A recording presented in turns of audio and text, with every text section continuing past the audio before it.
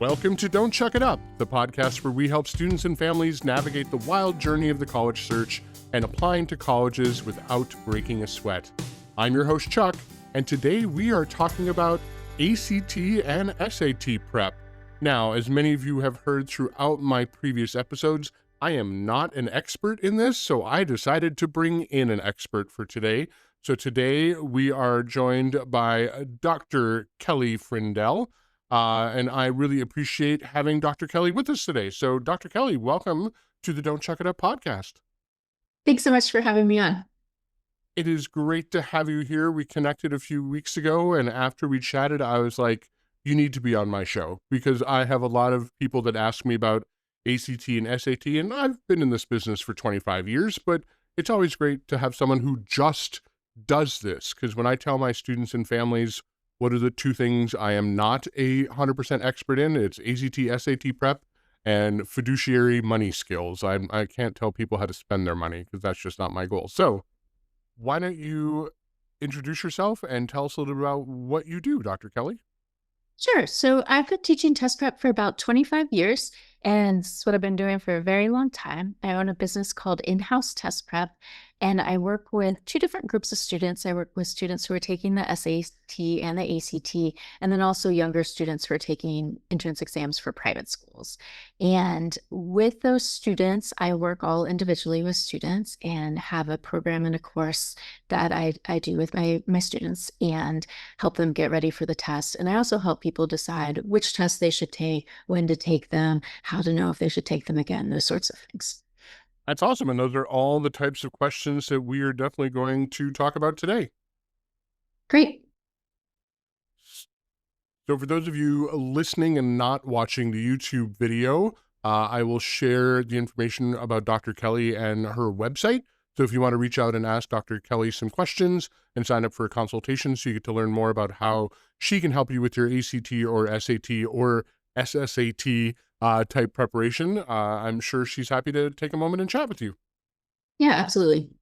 All right. So the most important question that I get from students and parents is, which one do I take, the ACT or SAT? Yes, and that is the most important question I get too from my families. And the answer is, as it is with most things, is it depends. And typically what happens is when students come to me, what I usually do is look at if they have any previous test scores, we look at those. And generally students have a PSAT score because it's pretty common to take it either your sophomore year and generally your junior year, but most students haven't taken an ACT yet. And so what I typically have students do is take a practice ACT, and this is something you can do on your own at home. There are tests out on the internet that you can access. There's a free one from the ACT company. And I always recommend that you use official material, which means it comes from the test makers when you take practice tests, because that's the material that is most closely aligned with what is actually on the real test. And sometimes if you use tests from other companies like Princeton Review or Kaplan or just random things you find on the internet, they aren't always good representations of what the tests actually test and what they look like. So I have students take practice tests and then we compare their scores. And sometimes there's a very clear answer of which test is going to be better. If your SAT score is markedly better than your ACT test, it's probably the test you should pursue. And one thing I do want to say about that is it is a little bit difficult to directly compare scores because they're on very different scales. So the SAT is out of 1600 and the ACT is out of 36. So you can't look at your SAT score and go, oh, yep, that's clearly better than this one. So what I typically do, and I know most other test prep people do too, is I look at the percentile ranks for those scores. So when you take a test, you'll get what's called a scaled score, and that's the score that's either out of 1600 or out of 36. And then you'll also get a percentile rank, which explains where you ranked relative to other people who took the test. And sometimes that's on a score report, sometimes it's not, but you can Google that and just say SAT percentile rank 1200, and it'll tell you about what percentile it is. And same with ACT. And for a lot of students, their percentiles are going to be pretty close together. You might have 78th percentile and 82nd percentile. And those I consider to be pretty similar scores. Yeah. But sometimes you might see 80th percentile and 60th percentile. And when that's the case, you should definitely pick the 80th percentile test. And sometimes people think, oh, well, I should work on bringing this one, the lower one, up. But no, you don't want to spend time getting yourself up to the baseline of the other test. You just want to hit the ground running with the test you're doing and go from there. And sometimes it's very clear, sometimes it's not. For students who are not quite sure if their scores are equal, for students who are good test takers or strong test takers, typically either test is going to be fine. And generally, if you score well on one, you will probably score well on the other. If tests are a little bit more difficult for you, a lot of times the ACT is actually a little bit easier to study for. And that has to do with the way that the questions are presented. They're not quite as tricky as the SAT questions are, and they look more like what you might have learned at school, especially on the math section, because SAT math is kind of its own thing. And there's a lot of weird make up numbers and plug them in and flip it over and do this. And ACT math is just, here is a math problem, do it. And so there are differences between them in the style and the structure, but the content is actually pretty similar between both tests. They test math. It's the same math skills. It's the same grammar skills. It's the same kind of reading skills. It's just formatted a little bit differently. Yeah, and I agree with absolutely everything that you said. Here in the Midwest, most students actually take the ACT, and so they've never even seen an SAT. Mm. So then I have to flip it around and say, okay, well, you're used to the ACT. If you want to check on the SAT, you Mhm. can. I think for us, having been in higher ed for so long, a lot of parents still are under the thought that, oh, if I'm Mhm. applying to a coastal school, I need an SAT, and if I'm applying to a Heartland Midwestern school, I need an ACT. And my experience is that is not true at all, because colleges Correct. really look at both scores equally, and they're able to tell the difference between, okay, if you have this score on this one, this is what it means to us, and if you have this score on this one, this is Mhm. what it means to us. Um, but colleges will typically talk in the language of their home state. So colleges here in Wisconsin always give, oh, our average test scores in ACT language. And I have to say, Interesting. remember, there's SAT Uh-huh. there as well, and you might have to do the, switch and what are your average SAT scores? Exactly. And it was the case a long time ago. It was true that different schools accepted different scores and it was regional. And when I started teaching, which was early 2000s, that was the case. But starting about 15 years ago or so, that changed. And all schools that still accept test scores will take either one of them. So it really doesn't matter. And I get the same comment from parents. They say, oh, well, he's applying here, so he has to have the SAT in the Northeast. No, he doesn't. And I have to argue with people sometimes. And it really is worth it to check out both tests because one of them may actually really be better than the other for you or for your child. And it's worth knowing that before you dive headfirst into things. Yeah, absolutely. And it's also just, your pacing, because SAT is really 2 exams and ACT is 4. And so sometimes, having that pause between the exams might help you a little bit better in what your style is like Mhm. as a test taker. I think the other thing that, and you touched on this a little bit, is when should a student really take their first tests? Now, throughout the Midwest and through much of the country, most students don't take it in their high school until the second semester of their junior The year, junior because year. that's when Mhm. the state is kind of mandating it that students take it then. Is that the best time for students to be taking it? So there are differing philosophies about that. And if you talk to five different test prep people, you will get five different answers about that.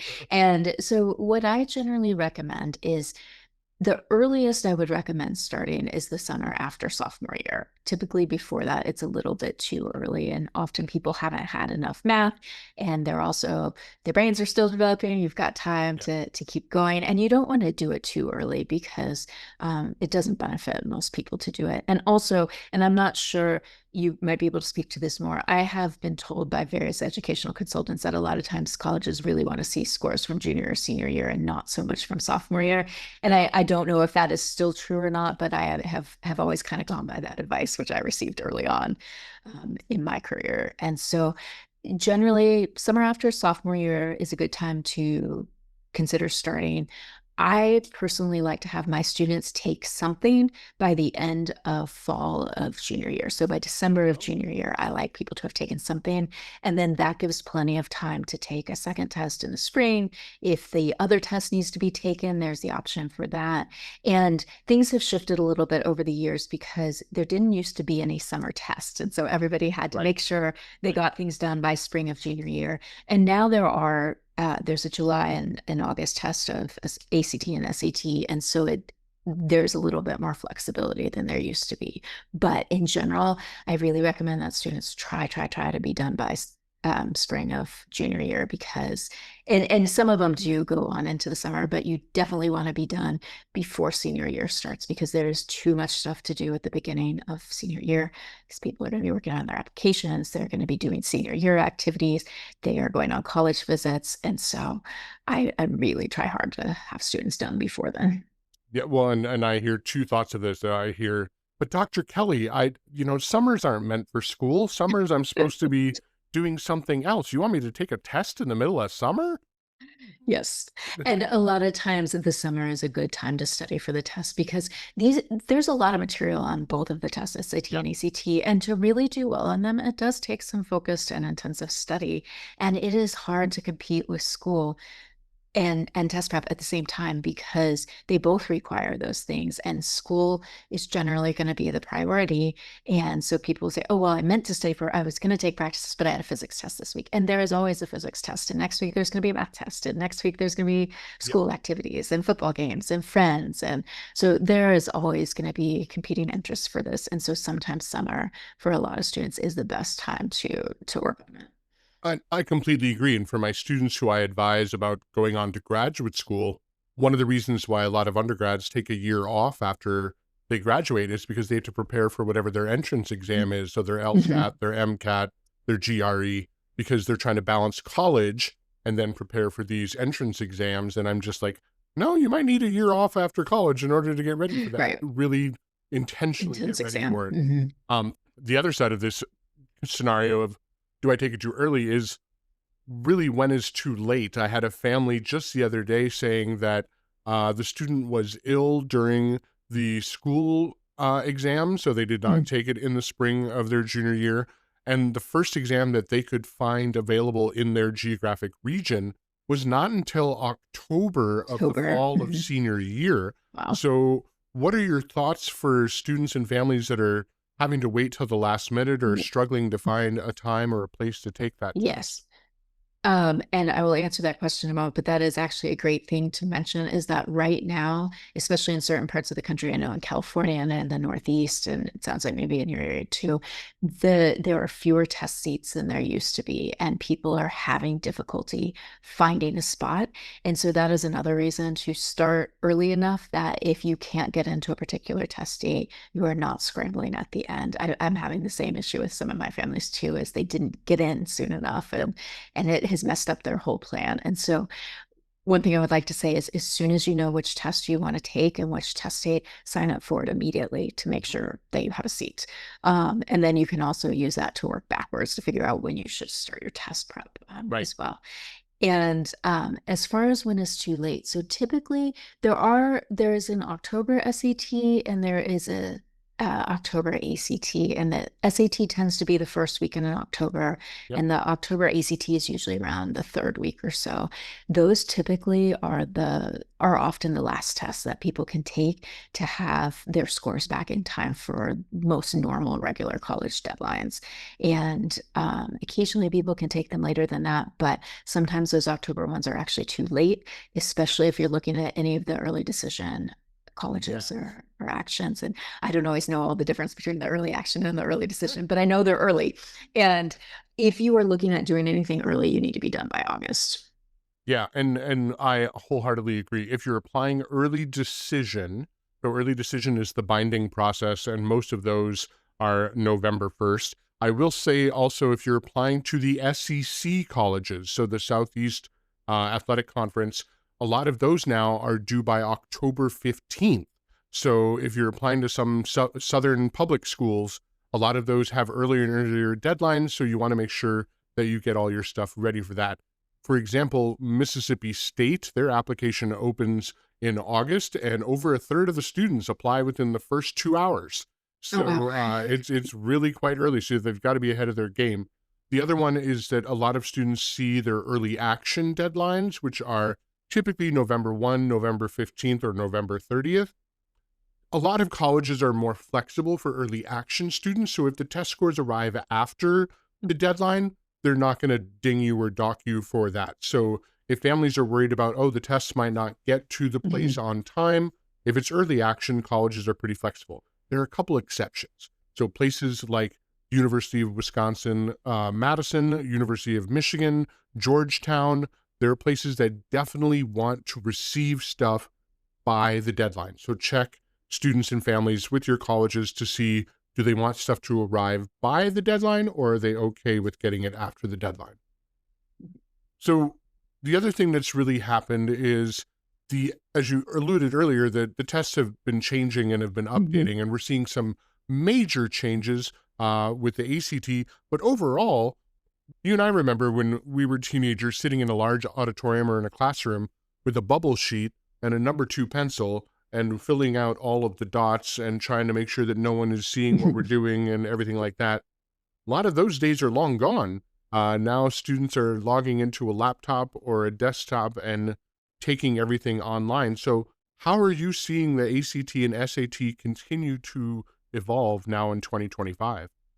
Yes, so both tests have actually been changing a whole lot in the last year to 2 years. And the SAT had a really big change last year in March of 24. It went digital. And so it is now completely given on a computer.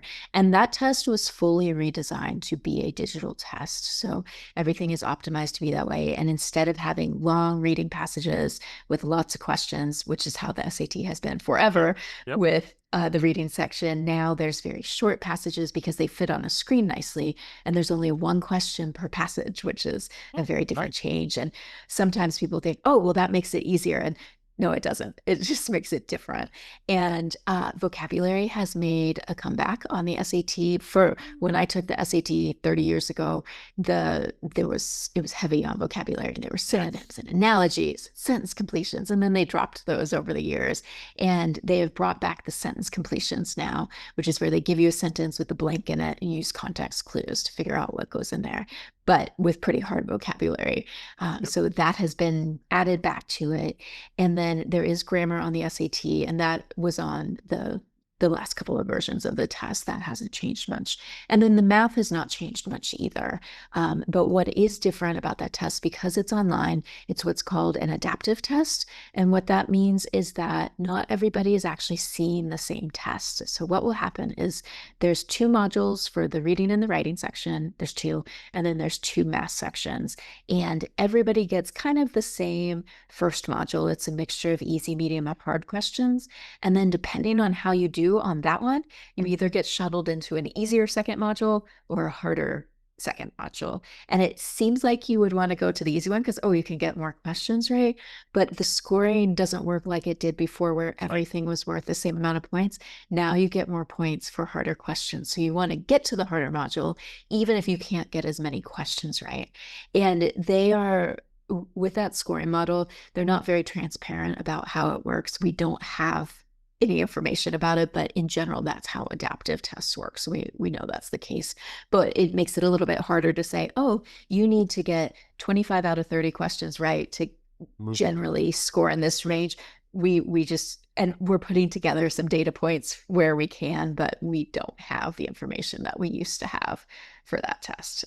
So that's how that one has changed. And then the ACT is in the process of undergoing a big change. And this was actually kind of a surprise because nobody knew this was coming. We knew the SAT was changing for years because they Right. told us. Right. And we knew, and ACT last year all of a sudden said, surprise, we're changing everything. So what is happening with the ACT is the content is not really changing all of that much, but what they're doing is they're cutting down the number of questions, and they're also changing the timing. So one of the downsides of the ACT right now is that the timing is really tough and a lot of students can't finish all of the It's really sections. tight. Like you almost have It's really tight. basically a minute per question or And less. and sometimes less, yes. So like on the reading section, there are 40 questions, for long passages, and you have 35 minutes to answer it. So you Yep. have far less than a minute once you read the passages. And so they're changing the timing to make it a little bit easier, the timing part easier, the content's not easier, but and to make the length more comparable to the SAT. And I think that's really what has provoked the changes. Now the SAT is shorter than it used to be, and people are like, oh, it's shorter, I want to take it. And so ACT is like, hey, we're going to do the same thing. Which sounds like it's an advantage, but it's like with the SAT, it's kind of in disguise. It's not, because Yeah. it means the scoring curve gets a lot tighter, and so you can't miss as many questions. And that was one of the nice things about the ACT is the curve was pretty nice. You can miss a lot of stuff and still do pretty decently on it. And now it's going to be a little different. And then another big change that's going to happen with the ACT is they're going to make the science section optional. And so right now there are 4 sections. It's Yep. English, math, reading, and science. And you get what's called a scaled score. We talked about this a little bit earlier. That's out of 36. Right. And then they average them together. And what is going to happen is the science section is going to be optional. And it will not count into your overall score. So you'll get an English, and math, or reading score. They will average those together. And then if you take the science section, they'll just put it over to the side and say, here's your science score. And that also, I know people are excited about, oh, I don't have to take it. But what I would caution people is right now, we have no idea what colleges are going to do about it, because this change was also sprung on them. Right. And it takes a long time to change the way that people do things and systems, how things are evaluated. And so it's likely, at least for the first year, a lot of colleges are just going to say, give us everything. Yep. And some are going to say, we don't care. Some of them are going to say, oh, well, this is another option to add to the test option. Now the burden is on you to decide what we actually want. It's a secret code. You have to decide. And so what I am advising my students, and I know every other test prep person I know is advising the same, is go ahead and take the science section right now, because you don't want to get to the end. You don't want to get to October of your senior year and find the most perfect school, and they want the science section and you didn't take it, and it's too late to do it. So I would highly recommend, if you are in this class right now, coming up as a junior in summer of 2025, I would take it, just so you don't get caught out. Well, I would 100% agree with that advice from the college counseling standpoint. So many of the college admissions databases, when they read an application, there is a space for that science score, Mhm. and it won't let the system, the computer data management system, won't let the person move forward to the next Interesting. screen unless Uh-huh. all of those numbers are filled in. So I'm worried about students who don't have a science score, or colleges are going to have to reprogram their testing data to figure out how can we, if there isn't a science score, do we put in an X, or is there something way to fill that hole? But I'm recommending to all families, do the Just do science it. section, because also the colleges have not decided if they are going to be mandating it or not. It Right. typically takes a full admission cycle. When something new happens with the SAT or ACT, it takes a full admission cycle, so 1 full year, before they can really wrap their heads around it and decide what they're going to do with this new version. Same thing, because when the SAT was changing, colleges were being asked, do you need the old score, the new score, Yeah, whatever? And colleges were like, we haven't figured we this don't out know. ourselves. Like, hold on. The train is rolling down the track and you're changing the track while we're driving, Mhm. and it's really not a good thing to do. So same thing with the ACT. The vast majority of colleges are saying right now business as usual, so please do Mhm. take the science section. There are a couple out there that have said that we're going to make it optional, but that group is so small and so tiny that I would highly advocate to all students and families, please do take the science section, especially if you're a kid that's possibly interested in studying science, because then the colleges may say, wow, this kid has a really strong science score. That's an extra piece of Mhm. data for our evaluation. Exactly. Yes. And one other thing I wanted to mention about the new ACT as well is they have also developed a digital version of the test. And right now they're in the process of rolling things out in stages, and some people have taken a digital test. Some people have taken the new test, some people have taken and it's all kind of a mess. And the school tests are different. And Yep. September is the date where everybody is going to take the new test and the old one will be fully phased out. But right now, people are taking different versions. And in September, with the new version, you will be able to choose in most areas if you want to take a digital version or if you want to take a paper and pencil version. And because they're not phasing out the paper and pencil version. And what I would recommend is if you have the option, take the paper and pencil test, because the digital test, we talked earlier about the SAT was redesigned to be a digital test. It's designed to be on the computer. The ACT was not redesigned to be a digital test. What they did is No. they took the paper test and Right. they put it on a computer. Yep. And that is a whole different story. And that test is not designed to be taken on a computer. And there's a lot of things that make it challenging to do the long reading passages, the science passages, and it's hard to see them off of Yep. the screen. So if you have an option, take the paper pencil one. Some people may not. And if you only have the option of taking the digital one or nothing else, take that one for sure. You can manage it. But if you have the option, paper pencil every day. I will tell you that's been a hot topic here in the Midwest. The ACT was created in Iowa.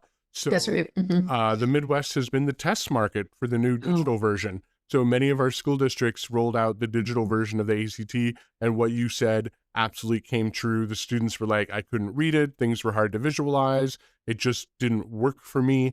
And here in the Midwest, we still have a lot of rural school districts that don't have the internet capacity to be able to offer it digitally to all of their students. So a lot of districts are still doing paper and pencil just because of lack of technology, Logistics. lack of Wi-Fi accessibility. So yeah, it's been an adventure here in the Midwest with the AC. It has been an adventure everywhere. And what I know too about digital tests, and we knew this was coming too, the SAT, they did a lot of testing and they did their due diligence, but there have been major problems with that digital test. And the first time they gave it in March of last year, the system crashed and thousands of students couldn't take the test, and just recently the computer system shut everybody out at 11 o'clock, whether they were done or not. And it kind of rolled across the country, and the East Coast was able to alert the West Coast that this was coming. And so it's been disruptive. And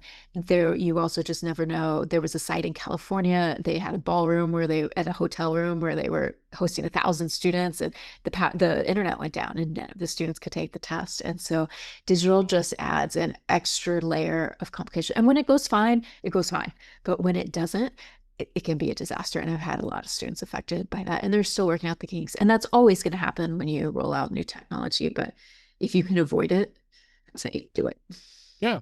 So I just had a couple more questions for you. One is, how does a student decide if they need to retake the test, or how they should go about thinking about retaking the test? We have a lot of students that have gotten their scores in their junior year. They're about to apply to college.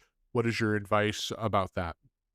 So a lot of that has to do with what your goals are and what schools you're applying to and kind of what scores they are looking for. And if you're working with a college counselor, that's certainly the person to ask, to say, hey, are my scores in range? Do I have what I need? If you are not working with a college counselor, then often that information you can find by Googling pretty easily. And I usually tell my students, just Google the name of the school and SAT scores or ACT scores or average or median, and you can usually find that information pretty easily. And you may have some advice about how to find that more easily. But if you are generally in range of what you need and you're like, okay, yep, that matches, you can be done. If you are not in range, or you feel like you need to boost that up, that's certainly a good sign to do it. There are real limits to where people how much they can increase their scores. And so sometimes occasionally I have families come to me and they say, he's going to work all summer and we want to get up to a 1580 or a 1600, and they're starting at a 1300 or 1200. And that generally is not possible, because we all have real limits to our own abilities. And so most people are not starting at their highest score when they take a test. There's always room to learn things, certainly. But at a certain point, you will hit a ceiling of where you can go. And it's different for each student, but 2 to 3 tests is pretty normal for a lot of students to take. I always recommend that students plan to take at least two, and a fair amount of mine end up taking a third test, but I'd plan for at least two. Once you start getting to about 4 to 5, for most people, you start seeing diminishing returns, and Yep. people will just score right at the same, or they might go down a little bit. And there's always a little bit of luck on these tests too. And so sometimes people are like, oh, we went down 10 points. What happened? I'm like, you guessed less lucky than you did last time. Right. And you guessed on 5 questions each time, and this time you got 3 right, and last time you got 4 right. And often that there's noise in small variations like that. And again, most people are not at their top level score when they start, and there's room for improvement. So 2 to 3 tests for most people, kind of the sweet spot. Occasionally there's reasons to take more. If you take it the first time and get what you need, you can be done. I'm of the mind of, as soon as you get what you need, give yourself a pat on the back and say, okay, great, and go on and do other things. Well, and Because at a certain point, there's also diminishing returns too on trying to eke out an extra 10 points or another 20. And for a lot of students, it won't matter. yeah, absolutely. And I had a student just, message me on my TikTok saying, what score do I need? And I said, well, what colleges are you looking at? And one of the challenges with doing the Google search is that if a college is test optional, they are typically only posting the range for those who submitted Right. scores. So it's a smaller data set, because Right. a family would be like, wow, this college has an average ACT of above a 30. And I said, well, there's a little asterisk that says of those who submitted their scores. Submitted And then scores. I can look in my data and I'll be like, oh, only 20% of applicants last year submitted their score. Well, of course it's above a 30, because only 20%. That's true. Exactly. It's statistics. It's like, okay, you Correct. only have a very small amount of people submitting it and they're all high scores. The average is going to be high. Now, for those colleges that require the test to be submitted by everyone, this can be, places like the University of Florida and the Florida state system and other states that have mandated it. That test range is going to be more of what I would call a natural average of all of Correct. the applicants, and it'll be easier to discern whether your scores fit in or not. But I also remind students and families, like, yeah, if you hit it in the first one and you're done, that's fine. Also, if you're not good at it, remember, over 80% of colleges in the United States still do not require the ACT or the SAT to apply for admission. And some of our largest systems are now test blind and don't even need the ACT or the SAT. So I don't want students to freak out if you can't get the score up. There are still colleges that will take you Absolutely. without a test score. Yes. And I always recommend that people at least have a test score, Oh, yes. because Yeah. it's the same, like we were talking earlier, you don't want to get to the end and accidentally need something and you found the perfect school and it is too late to do it. And it is an extra data point, like you said. Yep. And sometimes you're right that those scores are misleading now, but they aren't as useful as they used to be, especially for the test optional schools, because since the lowest people are not submitted, mostly the people who are not submitting scores Right. are the lower test scores, and it does artificially inflate it, because if you've dropped off the bottom half, your middle now has Shifted way up. mysteriously, not mysteriously, moved way to the right. And I've heard from different sources, and I've seen information coming out from various admissions departments, that sometimes schools, in the absence of those scores, sometimes they'll approximate a score of what they think the person would have scored based on their other factors, and now they're just making up a score for you. And how is that any better than submit? And they might make up a worse score. They might say, oh, you probably scored a 24, or maybe you actually scored a 26. And so it's also challenging to know. I have a lot of students who tell me, oh, well, I got a 1480, which is in about the 95th or 96th percentile. It is a high score, but it's too low. I can't submit it. And it drives me crazy, because in what universe is 96th percentile too low of a score to submit? And so, and that's where really working with somebody who knows that information, and that's not my wheelhouse, but I know that's what you do, and the college counselors, they can help more with that. And it's unfortunate that we now have to decode all of that. Yep. Because it's kind of a mystery, and that nobody's being straightforward, and it makes things very complicated. But if you score 1480, please submit your score. Yeah, well, and it's also all different ranges and types. I have a student right now who has a 24 ACT, but for the colleges that she wants and the colleges that she's looking to apply to, her 24 is actually a solid score for admission, and she'll be fine.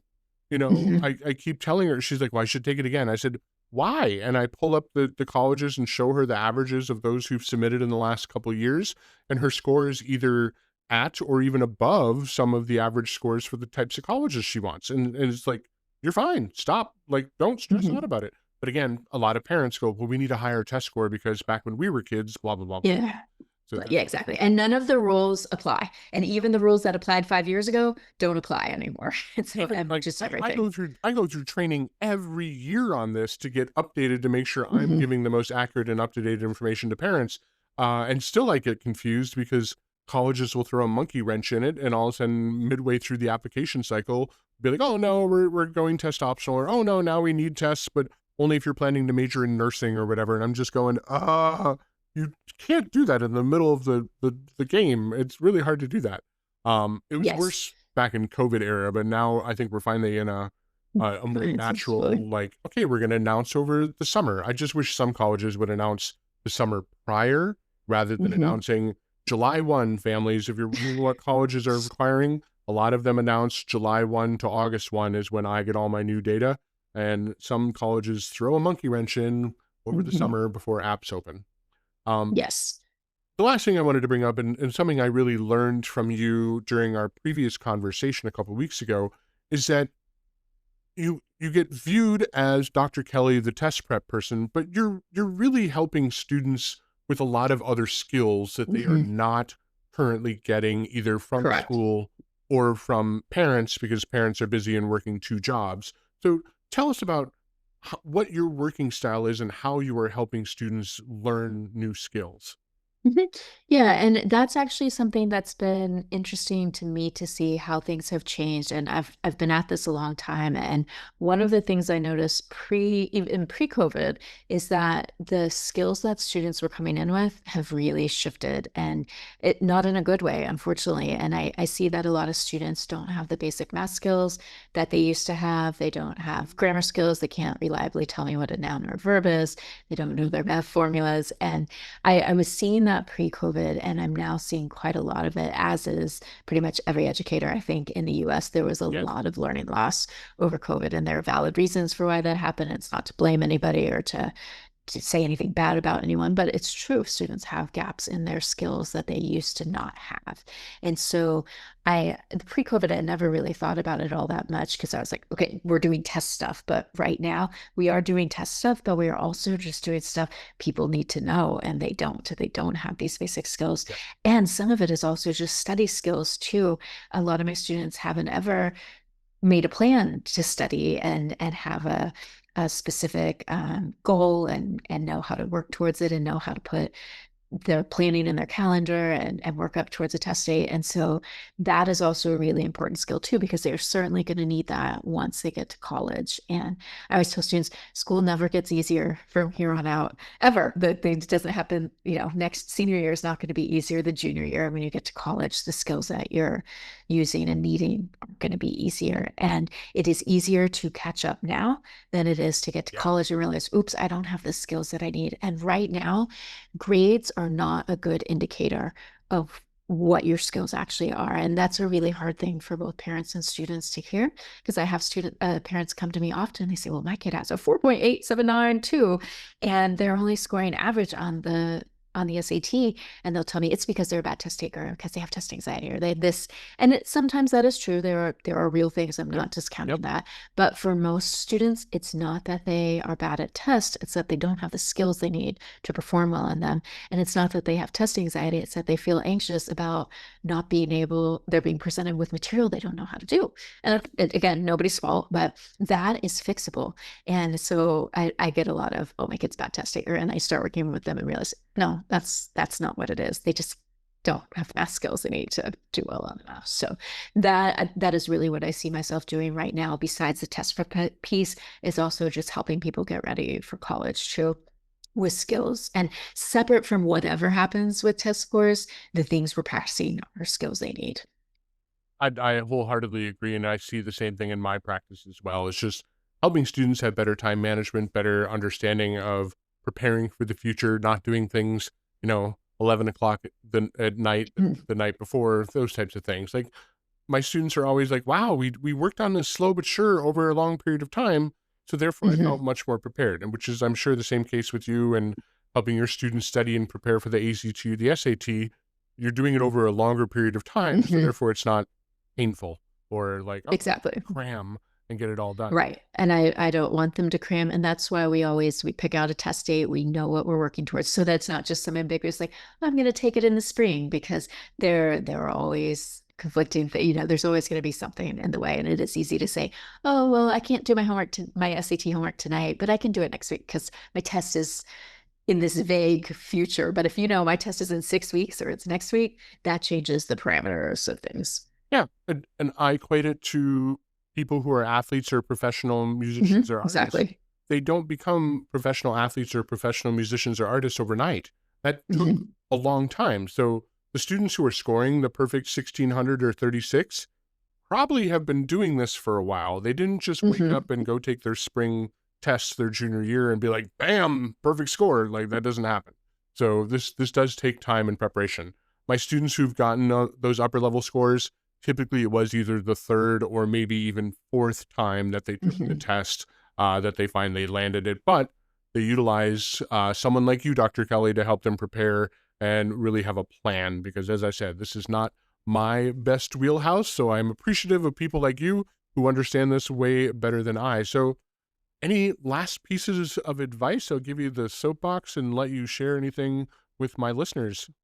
Sure. One thing that came to mind when we were speaking earlier, about reasons to continue taking the test.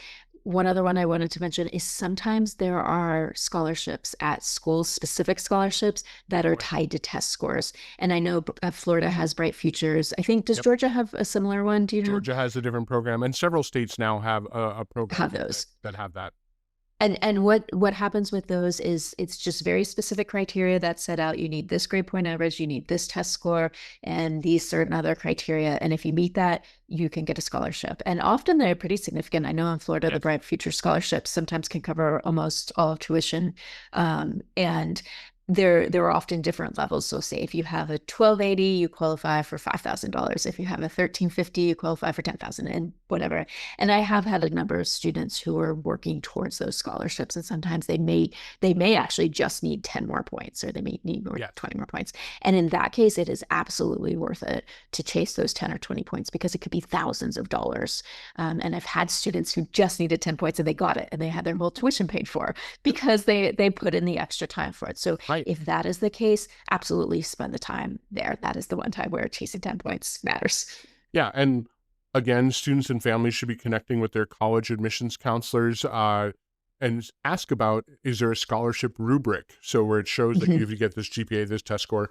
Private colleges also have this. I have a student right now who's literally trying to raise his ACT by 1 point from like a 27 to a Yep. 28, and that will knock him into a completely different scholarship category and really get basically a half tuition scholarship just by raising his ACT. And again, a lot of parents think that this is, you have to have a top score. Many of the public universities, it's not a top score, but they do Mhm. have kind of a bar that they are aiming for these scholarships. And raising your score just a few points can save you literally tens of thousands of dollars. Excellent advice. Mhm. Well, I really appreciate you, Dr. Kelly, for being on my show today. I know you're really busy and helping students getting ready to take the ACT and SAT over the summer and this fall. So I appreciate your time and all of your knowledge and everything that you've shared with my listeners today. Thanks. It was great to be here. Well, folks, that's all the time we have for today, but fear not, we'll be back next week with more tips and tricks to help you conquer the college application process like a boss. Until then, remember, don't chuck it up.